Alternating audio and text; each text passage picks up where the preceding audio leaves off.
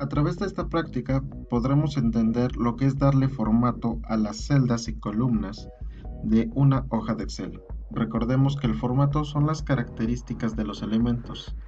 Esto quiere decir el tipo de color, el tamaño, la separación, entre otros.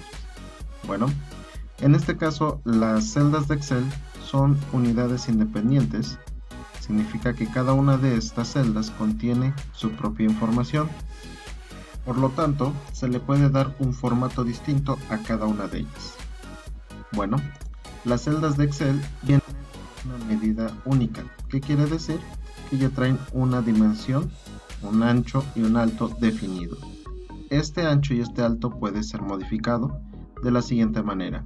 Nos colocaremos en la columna que queramos ampliar, nos iremos hasta la parte final de esta, hasta que el cursor cambie de forma, daremos un clic sostenido y arrastraremos lo que nosotros consideremos necesario para poder utilizar o colocar información dentro de esta. De la misma manera, podemos ampliar el alto de una celda. Por ejemplo, nos vamos aquí a la fila 2, nos vamos a la parte inferior, un clic sostenido y extenderemos hasta donde creamos necesario. Bueno, además de esto, también podemos hacer otros cambios en el formato. Podemos agregarle un color distinto o personalizado a cada una de las celdas y también podemos establecer los márgenes de cada una de ellas. En este caso vamos a hacer un zoom para poder visualizar mejor dichos cambios. Ok, bueno, en este caso podemos seleccionar una celda o un rango de celdas. Si queremos seleccionar un rango de celdas, solamente lo podemos hacer de manera vertical o de manera horizontal. No podemos hacer una selección en diagonal porque ocurriría esto. Si queremos seleccionar de manera diagonal o, mejor dicho, celdas independientes, tendríamos que presionar la tecla Control de nuestro teclado y dar un clic sobre todas las celdas que deseemos modificar. En este caso yo ya seleccioné todas estas y voy a cambiarles el formato, el color de relleno. Para poder establecer el contorno de nuestras celdas tendremos que ir a la ficha inicio, a la sección de fuente y aquí tendremos la herramienta de bordes. ¿Qué tipos de bordes tenemos? Inferior, superior, izquierdo, derecho, bordes internos o podemos elegir entre una gran variedad de líneas para especificar los bordes e incluso los colores. Aquí tenemos los colores. Podemos buscar un color incluso más personalizado y en la parte inferior tendremos el estilo de línea para varios tipos de línea. Otra forma de poder modificar el ancho de una columna o de una celda, mejor dicho, es a través del doble clic. Un ejemplo, aquí colocaré el texto, La Casa de Papel, me desplazaré a la siguiente celda. Recordemos que cada una de las celdas solamente puede mostrar en pantalla 10 dígitos. Después de esos 10 dígitos, el resto del contenido quedará oculto. ¿Vale? Aquí en este caso, ya una parte de la frase ya quedó oculta. Si escribo algo más en la siguiente columna y en la siguiente celda, perdón, también se quedará oculta.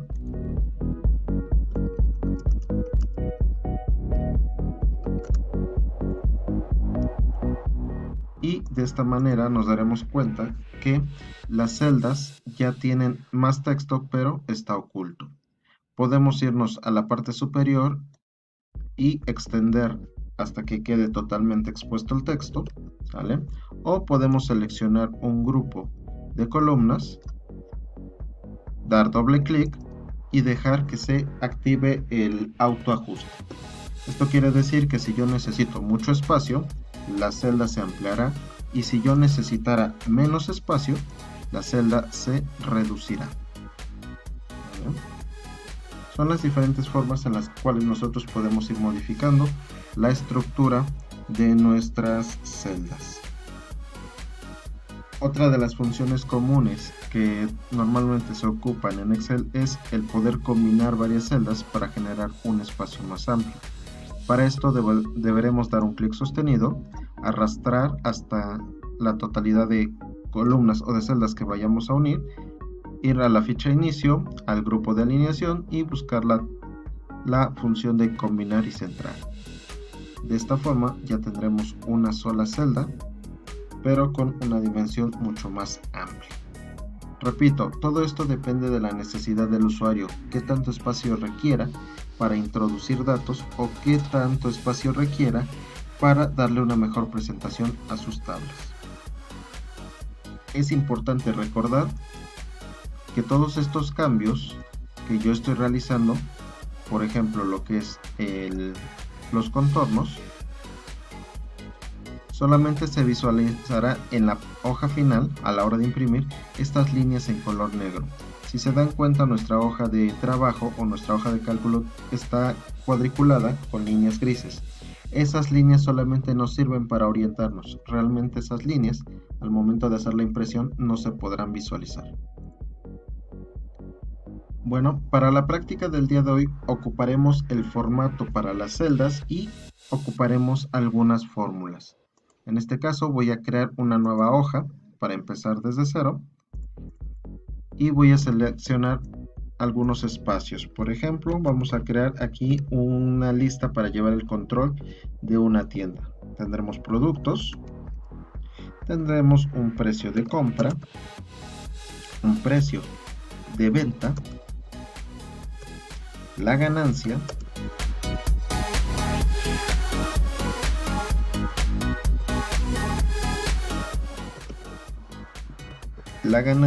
las existencias o inventario para saber cuántos productos tengo actualmente y los requerimientos. Estos serán los productos que ya se estén escaseando y que necesite yo adquirir. Seleccionaré todas las celdas de acá, las combinaré y colocaré un título. Control de inventario. Productos, aquí estableceré algunos productos de ejemplo: galletas, papel, refresco y sabritas. Y les estableceré precios de compra y de venta para poder realizar esta práctica. Ejemplo, compra a 8 y vendo a 10, el papel lo compro a 3.50 y lo vendo a 7, ¿vale? El refresco 8.99 y lo vendo a 16, y las sabritas 11.24 y las vendo a 14. Recordemos que como estamos trabajando con valores numéricos que representan monedas o efectivo, tendremos que cambiar el formato de estos datos. Lo seleccionaré, me iré igual a la ficha inicio, al grupo números y elegiré moneda. También puedo ocupar alguna de las herramientas que tengo en la parte inferior. Aquí ya tengo el símbolo de moneda, pero también podría ser en moneda mexicana, española o moneda inglesa. ¿Vale? Muy bien. Aplicaremos aquí el concepto que vimos en la clase anterior, que fueron las fórmulas dinámicas. Igual, al precio de venta le voy a restar el precio de compra y me dará el resultado. Para poder copiar esta misma fórmula en el resto de las celdas, es importante recordar que cada una de ellas lleva el nombre de una celda con la cual está haciendo la operación. Eso quiere decir que cuando yo pase a la siguiente fórmula, las celdas deberán cambiar. Serán ahora D5 y C5. Puedo hacerlo de manera manual, significa que las puedo ir escribiendo una a una, C5, perdón, D5 menos C5 y obtener el resultado. O puedo hacer lo siguiente, seleccionar la celda donde está la fórmula que está funcionando correctamente, irme a la parte inferior donde se encuentra este pequeño recuadro, dar un clic sostenido y arrastrar. Con esto lo que estoy haciendo es copiar la fórmula de manera consecutiva y la máquina se encarga de ir cambiando los valores.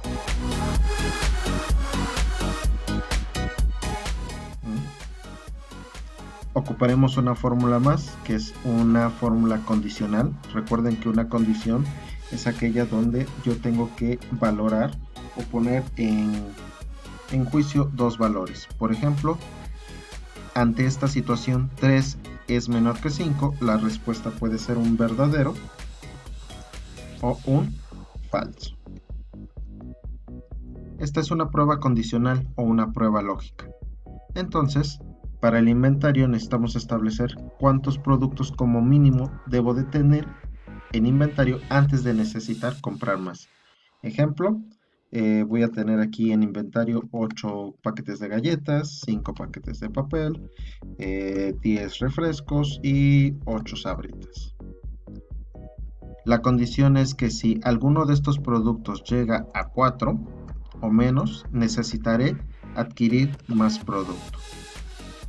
Para esto ocuparé la fórmula llamada SIM. Me pide una prueba lógica. Quiere decir que si este valor que está aquí es menor que 4, debo de dar una respuesta, una verdadera y una falsa. Si esto es verdadero, ¿qué debo de hacer? Pues voy a comprar más producto. Coloco otra coma.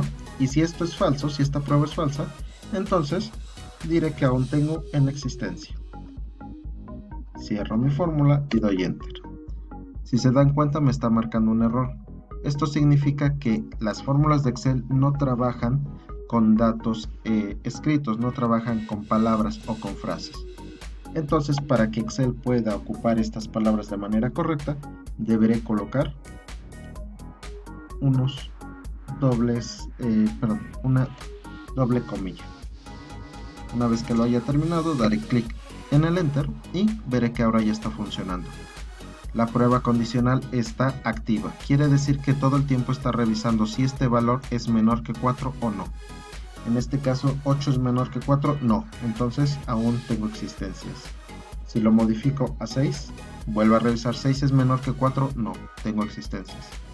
Si lo modifico a 3, 3 es menor que 4, sí. Entonces el resultado cambia. Al igual que con la fórmula anterior para obtener la ganancia, puedo hacerlo, pero para la de comprobaciones. Clic sostenido, arrastro y suelto y listo. De esta manera yo puedo tener ahora una nueva fórmula para comprobar si este valor cumple o no una condición. De la misma forma puedo establecer un formato condicional, que quiere decir que si una condición se cumple, entonces las características de la celda pueden cambiar.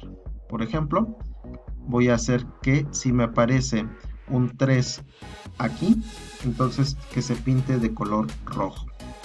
Me iré a la a la ficha inicio, herramientas de estilo, formato condicional. Hay varios tipos de reglas o de herramientas. Voy a crear una regla nueva.